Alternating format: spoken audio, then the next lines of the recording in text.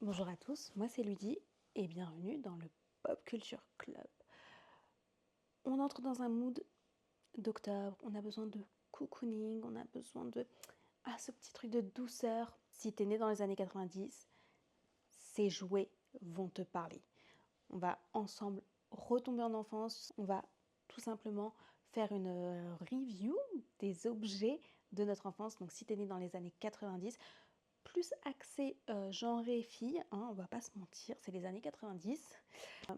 Ça va te parler. Franchement, prends une petite tisane, assieds-toi confortablement et laisse-toi aller vers la mélancolie.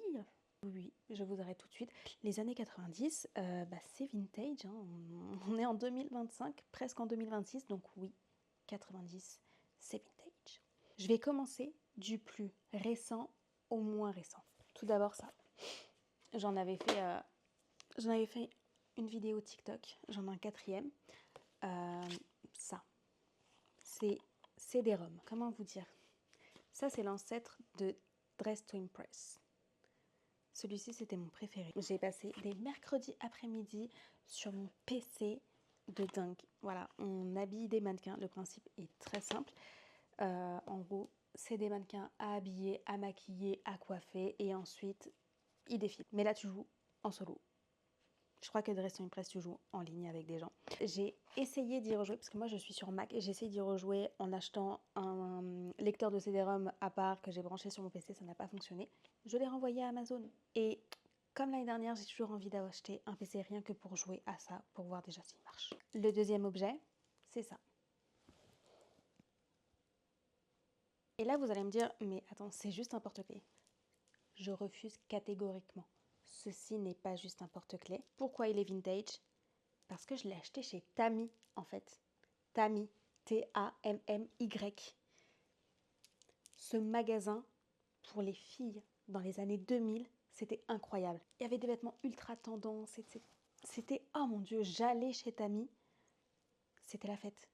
Il y avait des robes de soirée. Je vous montrerai la robe de soirée que j'avais achetée. Une robe de soirée pour ne pas aller en soirée, évidemment.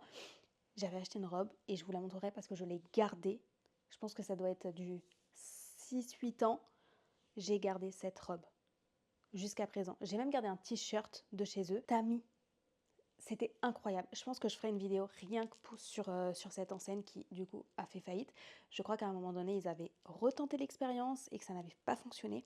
Mais Tami, c'était le high level. Il y avait Jennifer, Mime, Pimki. Mais Tami, c'était incroyable. Donc non, ce porte-clés, c'est du vintage parce qu'il vient de chez Tami. Et je l'utiliserai jamais sur mes clés. Ensuite, là c'est un peu plus brouillon au niveau des dates, mais je pense pas être la seule à avoir eu ceci. Ceci est une petite boîte pour mettre le rouge à lèvres et à l'intérieur, vous avez le miroir. Je pense vraiment pas être la seule, je le garde aussi, je l'utilise pas du tout parce que je veux pas que ça s'abîme. Pour moi, c'était vraiment un truc ultra cool à l'époque. J'étais là, je mettais mon labello parce que je mettais pas de rouge à lèvres et genre c'était incroyable. Le labello perle, celui qui laissait un petit truc nacré rose là. Petite parenthèse avec cet objet qui est du coup un peu similaire, mais celui-ci il est très ancien, c'est vraiment du vintage. Et du coup il est tout en cuir. Et vous avez une petite pochette ici. Et quand on l'ouvre, il y a un truc pour avoir une lime à ongles. Donc évidemment, ça, je l'utilise pas du tout. Mais j'adore. Un objet qui ne sert à rien, mais que j'adore. Ensuite, et ça, croyez-moi, j'en suis particulièrement fière. Et j'en ai un autre.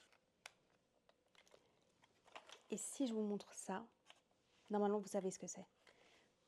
Ce sont des Polly Pocket. Pour les très anciens, la Polly Pocket qui était à l'intérieur mesurait à peu près 1,5 cm. Et ensuite, ils ont fait une réédition des Polly Pocket où il y avait un grand format qui devait mesurer 5 cm et que tu pouvais changer avec des vêtements en silicone. Je suis retombée sur ça. Moi, je les avais tous. J'avais un énorme truc, un énorme château. Je n'ai plus rien. Les seuls qu'il me reste, c'est ceux-là. Et croyez-moi, je suis tellement dégoûtée de les avoir vendus. J'ai dû les vendre en brocante. pour une misère. Aujourd'hui, je regrette. J'aimerais avoir une collection. Juste pour l'exposer en fait. Je continue avec ma passion de l'époque. Mini. J'ai tout conservé, mais j'étais complètement fan de Mini. Ça, c'est un truc qu'on met sur les bagages. Un petit miroir, un porte-clés que je n'ai évidemment jamais utilisé. On est censé mettre la photo ici. Non, ça, je le garde précieusement. Toujours dans la continuité Disney, ceci. C'est une veilleuse. Donc ça, on le branchait dans la prise. Et ça, c'est un... Je crois que c'est Daisy. On le branche dans la prise électrique et en fait, ça fait une lumière.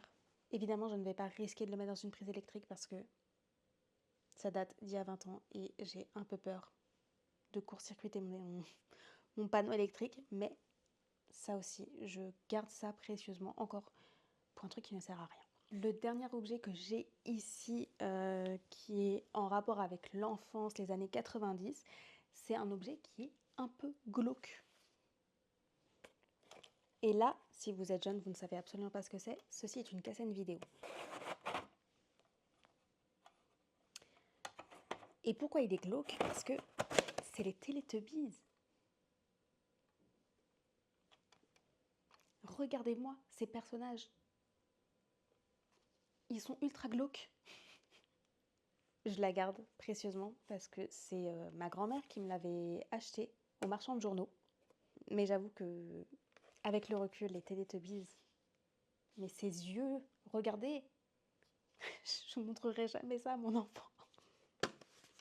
Bref, laissez-moi clôturer ce Pop Culture Club axé sur les jouets des années 90. Petite vidéo vintage mélancolie et on se retrouve bientôt pour un prochain épisode. Et en attendant, soyez curieux.